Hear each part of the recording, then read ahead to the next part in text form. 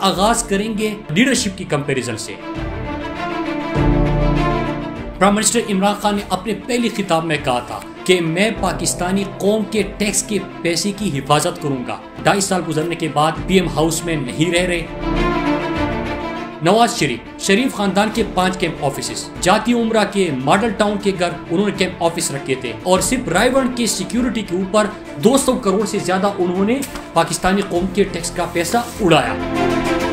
गिलानी साहब 3 उन्होंने camp office रखे लाहौर के अंदर कौम के खजाने से।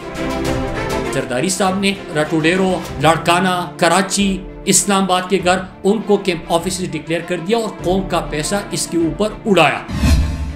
बदकिस्मती है पाकिस्तान में यहाँ पे सियासियात के ऊपर बड़ी बात होती है और असल अवामी इशूज वो पीछे चली जाती है। यूएस का visit prime minister Imran Khan का $67,180 पे।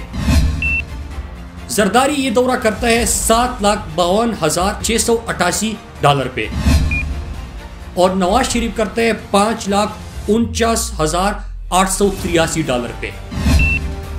एक्सपोर्ट्स आपकी नहीं थे, इन्वेस्टमेंट आपकी नहीं आ रही थी, करंट अकाउंट डिफिसिट आपका $20 बिलियन से तजावुज कर गया था, मुल्क डिफॉल्ट हो रहा था और हम आज कहां पे खड़े हैं।